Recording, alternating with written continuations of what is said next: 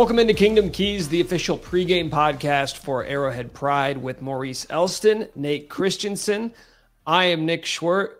Boys, the Chiefs are battered and bruised, both literally and figuratively, losing to the Packers last week. And then we're going to get into the injury report, but you're getting ready for a game against the Buffalo Bills on Sunday, which at the beginning of the season and at the beginning of every season for the past 4 years, Chiefs and Bills fans alike have circled to say, this is the one, this is the game you're getting ready for. Yet now that we are on the eve of this game, yes, it's important. Yes, it would be a nice momentum boost to take care of the Bills. But I feel myself looking internally more, looking at what is going on within the Chiefs organization and within that locker room more than I am looking ahead to the Bills game. Do you guys feel that way just based off how Kansas City has looked this season? Yeah, both teams almost sort of feel like I don't want to say they're past their best versions of themselves because that's certainly unfair, but it kind of feels like they're almost trying to find themselves. And the Chiefs have been lucky to have a little more success than the Bills. Certainly this season, the Bills are, I don't even know if they're in the playoffs right now. The Chiefs are still winning the AFC West, but it does sort of feel like both these teams are kind of identityless almost. Like they're both kind of struggling to find consistency on both sides of the ball, which is so weird. Usually these matchups are like, okay, maybe this won't affect seeding as much, maybe the top, but it's more about kind of setting the tone for the playoffs, right? Setting a kind of message on what it's going to look like in the playoffs. And both these teams right now, they're both sort of desperate to be like, it's not even just about this game. It's kind of about solving the rest of the season for them rather than just this one individual win. Yeah, absolutely. Like for the Bills, they're in a sense fighting for their playoff lives, where the Chiefs is got a pretty cool road to say they'll make the playoffs. So it's like they have to get it together to say, what are we gonna be once we get there? And trying to have that finding like, like it's time to put the pieces together, quit trying to figure it out. So it's more like we got to, like Nate said, the Chiefs got to find themselves, find out who they're going to be on offense, who the go-to people are, what it's going to look like, how we stop the mistakes and penalties and all of those things. And I think this game is kind of identity game, just like Nate said, like the Chiefs need to figure out who they are and what they really can become and do for the rest of this season. I feel like it's been a broken record, though, with us talking every single week this season, talking about identity, talking about the wide receiver room. Like it's just rinse and repeat week after week. And that in and of itself is a little troubling that we are sitting here. What are we in week 14 now? And we're discussing the same questions and the same issues with this Chiefs team as we were at the beginning of the season. Let me just start right there before we get into the injury report and the keys to this game. Do you guys feel like Kansas City is any closer to answering those questions than we were a month ago, 2 months ago, 3 months ago? I actually do. I do think the offensive process the last 3 weeks has been better. They're just really doing poorly in the red zone right now. But I never worry too much about a Chiefs team in the red zone because Andy Reid, just when he wants to, just draws up great designs in the red zone. And I know this year they're kind of lack the dynamic playmakers that they did in the past. Even like Matt Nagy mentioned today, they're kind of load managing Jerick McKinnon down the stretch here. I think you're kind of seeing that with Kadarius Toney too, because Kadarius Toney's snaps have almost fallen to zero. So I'm not super worried there. But I tweeted this out earlier this week. My only concern about the Chiefs offense right now isn't that they're not playing better, it's sustainability. Because right now their offense is pretty constricted to Isaiah Pacheco runs, Rashee Rice screens, throws in the flats, and then Travis Kelce over the middle of the field. Can you really win 4 playoff games? Because that's kind of where they're at right now. Can you win that with that same formula for 4 straight playoff games against really good defenses? Because the Raiders and the Packers are not very good defenses. Those aren't playoff level defenses. So it's not, I do think the Chiefs offensive process has improved post-bye. I think Andy Reid has found good answers. My only concern is like, can you really win 4 straight playoff games that way? It's something I've been thinking about all week because I'm frankly pretty concerned about that. Yeah, same here. Like I definitely feel like the Chiefs have taken a step in the right direction since the bye week even over the past month. I think they've taken some good strides, and you can see it. Really, red zone, it's been a problem, but it's more been a penalty problem or a tackle giving up a quick rush and Patrick Mahomes having to take a sack and not really giving the chance for the offense to execute in those situations. So I've seen flashes of it, but I think the same thing like Nate said, sustainability. Will this work? Does Andy Reid have something up his sleeve with a Kadarius Toney or Jerick McKinnon coming down the stretch that has not been put on film that can catch some teams off guard when needed? So that's the thing. I think they made strides in the right direction, but I still feel like it's some question marks there. Well, going back to that game on Sunday night versus Green Bay, not only was it disappointing in the result, but we saw a lot of guys for Kansas City get banged up in that one. And Maurice, before we get into the game and our keys to it, what's the latest on the injury report for both these squads? Man, it definitely a lengthy injury report for the Kansas City Chiefs. I'll start with the ones who did not practice. So Donovan Smith, offensive tackles, out, did not practice the last 2 days. And we're recording this on Thursday to kind of give the filter for that. Isaiah Pacheco did not practice the last 2 days. Drew Tranquil still in the concussion protocol, so he hasn't practiced. And Brian Cook has not practiced the last 2 days. And I would think Pacheco may be the only one out of that may even have a chance of sniffing playing. Far as that, good news, Jerick McKinnon returned to a full practice. Rashee Rice, Scott Moore, and Kadarius Toney, even Patrick Mahomes, Darius Harris, L'Jarius Sneed, all were on the injury report before participants. And big thing here is Nick Bolton has practiced in full twice this week. So even though he's still on injured reserve, things are trending in the right direction for him to be able to come back and play this week, which would be huge, definitely, if Drew Tranquil cannot go. Far as the Bills, not as lengthy. Everyone that's on the injury report was a full participant in practice. Dalton Kincaid, Josh Allen, Leonard Floyd, Von Miller, Dane Jackson, Taylor Rapp, Dawson Knox, and Kyer Elam were both of them. Knox and Elam was on injured reserve, both on injured reserve, but both been full participants all week. So looks like the Bills are coming in honestly pretty healthy here against a banged up Chiefs team. Well, the Packers were banged up last week and the Chiefs were fairly healthy, and we saw how that worked out. So I don't know. Maybe there's something to it. I'm not going to lie, the Pacheco one scares me the most, not because he's necessarily the best player of the guys you mentioned. He might be. But I don't see how you replicate his role. You can't. You don't replicate his role if he's not in there. Like, you're going to give Jerick McKinnon 15-plus touches? It seems unlikely, although this was about the time last season when Jerick McKinnon became like the best red zone threat in football. But if Pacheco can't go on Sunday, what do you think this Chiefs offense looks like, and what do they do specifically at that running back spot? I mean, I would think that they put in Clyde Edwards-Helaire and play him a lot. I mean, maybe we see a little more LaMichael Pirine or Deneric Prince, but I'm with you. I think no Pacheco is kind of scary because he's kind of their only like functional running back, especially when the Chiefs want to go under center and like try and run like play action stuff, which they've had to do a lot more recently. If you take Pacheco out of the mix, I'm really worried. And I would be really worried. We all know Andy Reid has a tendency to, let's say, abandon the run game. If he doesn't have Pacheco back there, do you really think Andy Reid's going to give Clyde Edwards-Helaire 12, 14 carries? Probably not. So it gets into a situation then where you're asking the Chiefs to do the thing they've been frankly poor at recently, which is dropping back and passing. And they've been, rather poor in drop back passing situations recently. So it is a scary injury. Like, you have to hope he plays, because otherwise you're kind of leaning into every single worst tendency the Chiefs have had in this kind of recent stretch. Maurice, Chiefs fans are already not in a good spot. If they have to rely upon Clyde Edwards-Helaire getting 15 touches to beat the Buffalo Bills and like get momentum going down the final stretch, it's going to send this fan base into an absolute tailspin. I mean, I guess the only thing I'll hang my hat on here is one of Clyde Edwards-Helaire's best game came against the Buffalo Bills. So, like, that's true. He's the Bills killer. That's the only thing I'm hanging my hat on here is like one of his best games I ever seen him have as a Kansas City Chiefs came against the Buffalo Bills. So hopefully if Pacheco is out, which I really hope that he isn't, they can reenact that in some way possible. Man.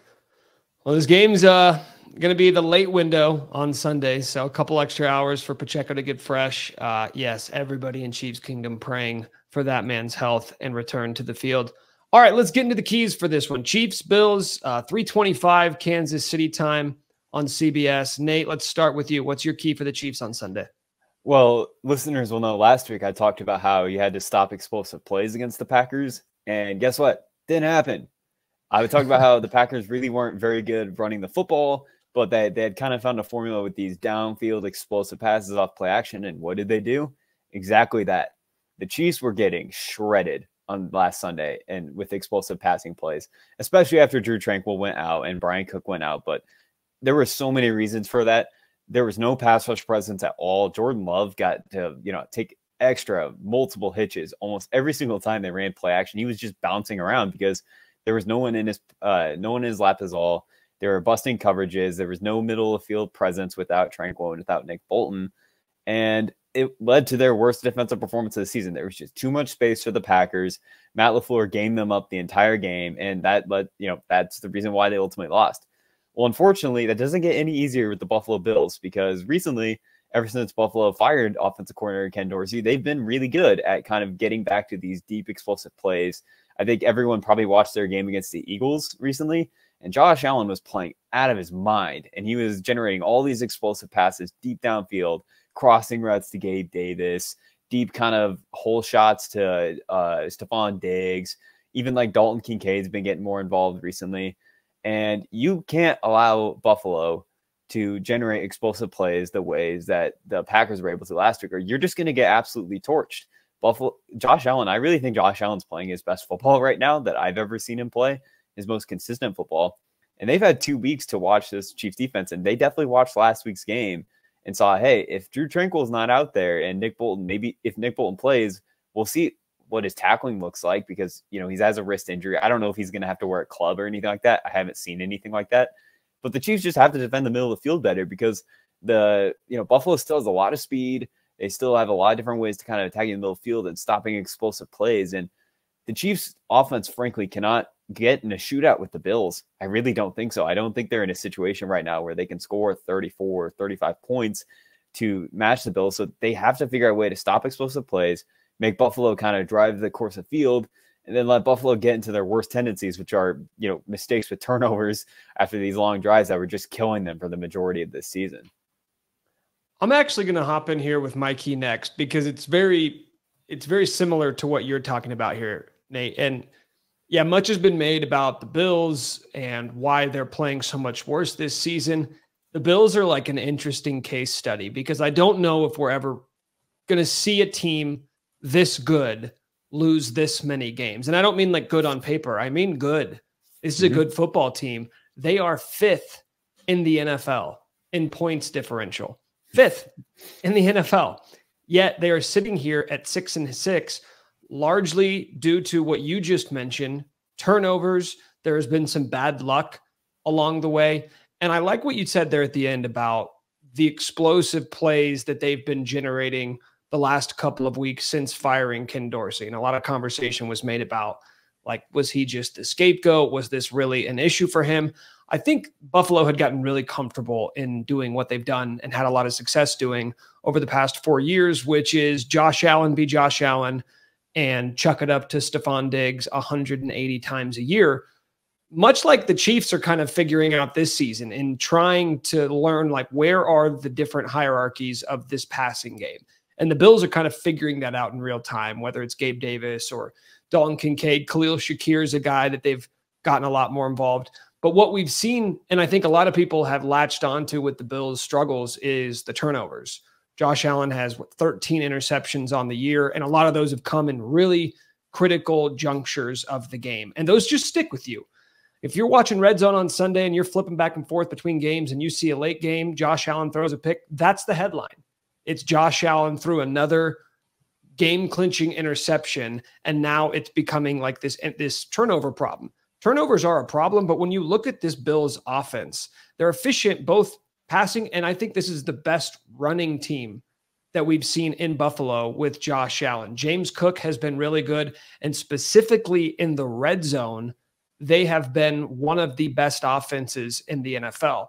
Where I think the Chiefs can take advantage and maybe exploit this Bills offense a little bit, you talk about the explosive plays. They want to get themselves in positions to take those plays in late game situations when they're making mistakes. It's all they can do. We have to push the ball down the field.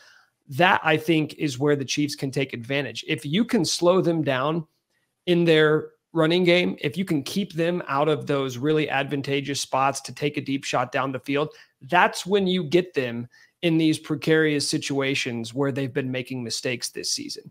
So I don't believe in the idea of like going through the box score and saying, hey, look, in all the games they lost, they ran for less yards. That's not really how it works, right? You usually can sit on leads, but that's kind of the point, is don't let them get to a position where they can run the ball down your throat with James Cook, where Josh Allen can improvise with his legs instead of having to take those shots. So it kind of is a juxtaposition with what you're talking about here, Nate, where yes, limit the explosive plays, but I want to see you put the Bills in a position where they have to rely upon explosive plays to do what they want to do offensively. Yeah, I think both of you all hit on great points here. Put them in position, right, to have to go do it. But then when they have to go do it, the Chiefs defense is going to have to make big plays to stop it. And this is kind of where, while Byron Cook has been playing okay, I kind of trust the ball skills of Edwards a little bit higher here and trying to make those plays on the back end of the defense back there. So it's going to be interesting to see how that lines up with each one of them. Maurice, why don't we stick with you? What's your key for the Chiefs on Sunday? And it's crazy because we're going on the opposite side with the Chiefs offense, but to me, is that what needs to happen for the Chiefs is they going to have to find a way to connect on some of their explosive plays.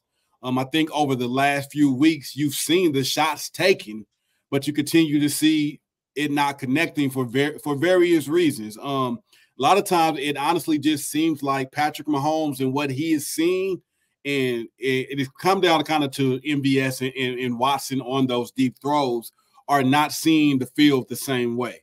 For some reason, on a couple of these deep throws, you've seen Watson and MVS when they probably should have veered towards the sideline away from the help. They go towards the safety and in safety help when you go back and watch the game. And Patrick, you even see him on film, why are you not keeping outside, right? And so it's like, I don't understand what they're reading, but if the Chiefs can somehow connect on those, I think they have to this game because the Buffalo Bills are so explosive. Like Nate said, you don't want to get into a shootout with the Buffalo Bills. Like the Chiefs offense is not the same offense that can prepare and go toe-to-toe like that, right?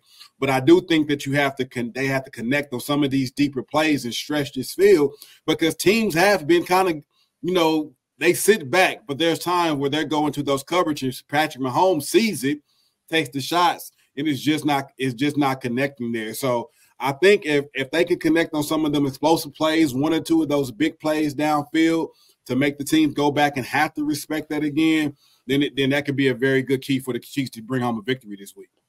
I think one difference between this year's offense and last year's offense, I mean, there's so many differences, but I think we all kind of remember last year, the Chiefs weren't some super explosive passing offense downfield, but they had that change up, and there were so many plays where, think about the games against the Bengals where MVS would catch that 3rd and 7 deep downfield against the blitz, right?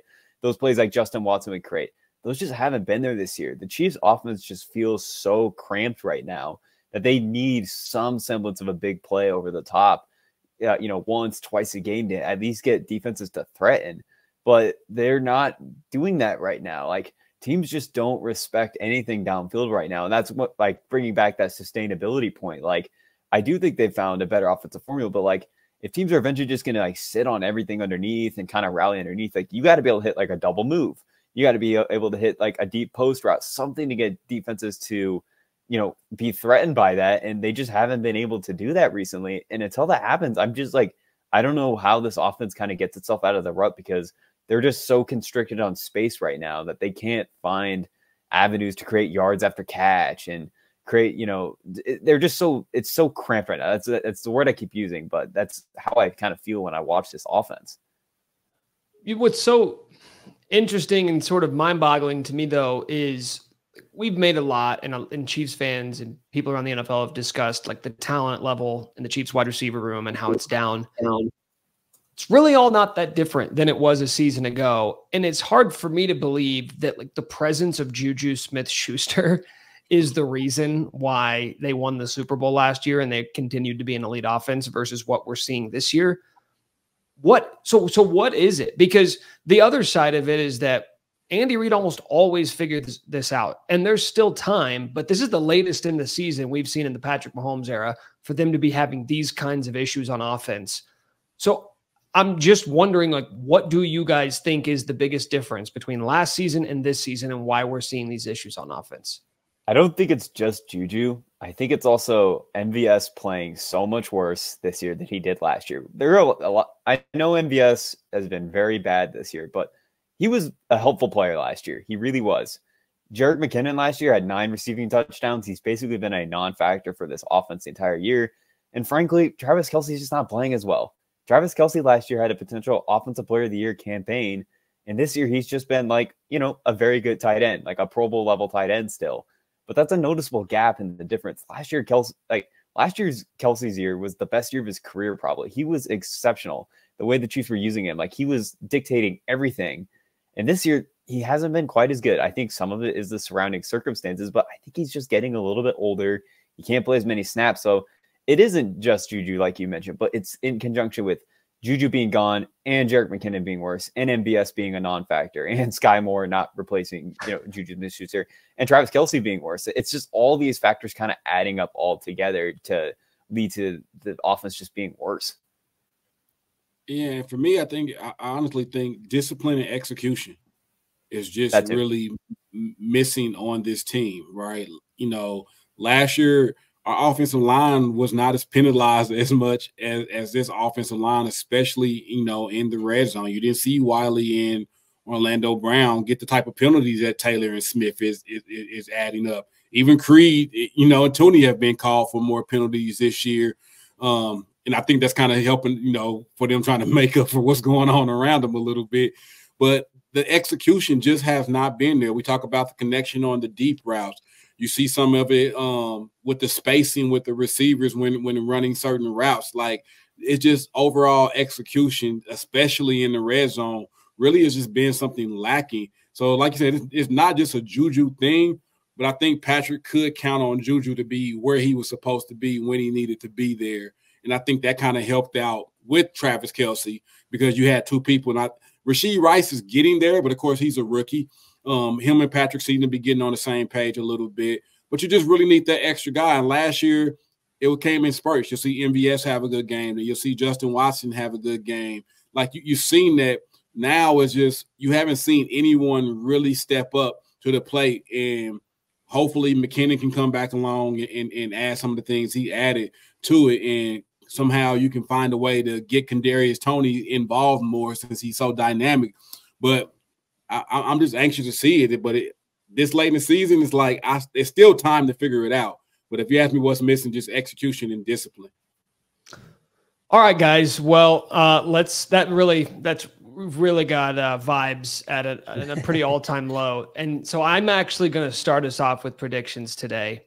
And then I need you guys to pick us up to leave. And the reason why I'm starting is I think for the first time this year, I'm actually picking the Chiefs to lose this game.